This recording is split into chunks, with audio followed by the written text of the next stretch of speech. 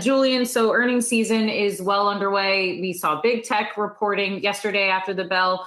And I wanted to ask you about something here because we've heard of these companies repeatedly posting beats, right? Largely, the earnings season has been fairly good for this quarter.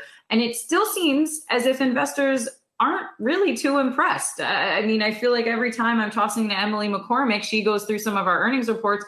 She's saying, hey, we had a beat on both top and bottom lines. And now the stock is down 2, 3, 5, 8, 10%. What are you making of that? So what it really tells you is that the macro, the uncertainties around the election, around the virus, and around potential stimulus are really overwhelming, earnings season reporting, particularly since, you look at year to date and the rally that we've had since March the 23rd has been enormous.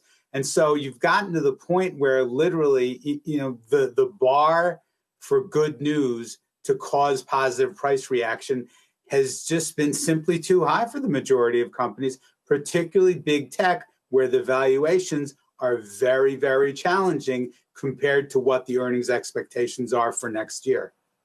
So to that point, the bar being really high for some of these companies, this is a two-part for you. Do you think that perhaps the bar is even higher for some of these tech companies, considering how much they have led the market over the last couple of months, how important it has become to a lot of investor portfolios? And then on the flip side, do you think for the misses that frankly the bar has really dropped and become way too low, and you're seeing investors really slam some of these companies for some of these misses?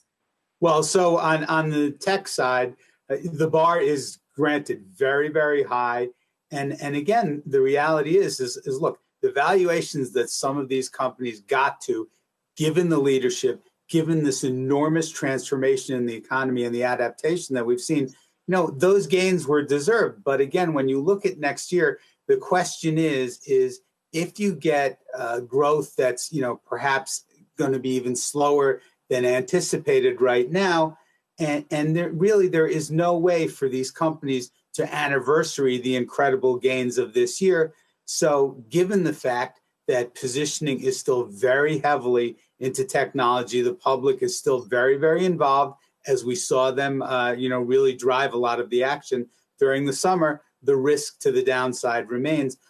In terms of the companies missing, in this kind of environment, misses are going to be punished, period. They're normally punished, but the toll is much higher. Whether you're a company that's a consistent outperformer, they're likely to be more severely punished.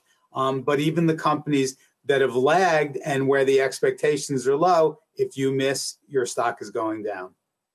Julian, one last quick question for you here with the election just a couple of days away. Wondering what your base case is right now. Do you think that the questions are going to end on election day or perhaps the day after, or do you think that they're only just going to be beginning? We actually think that the questions are going to linger, perhaps several days, perhaps several weeks. When you look at the dynamics of the incredible amount of mail-in voting, early voting, far beyond anyone's largest expectations, and the setup of the legal challenges that we've already seen over the last several weeks, that's only likely to accelerate both at the presidential level and given some of these races on the Senate level and the importance of the potential for the Senate itself to swing. It's likely that November and perhaps in December will be a time of uncertainty.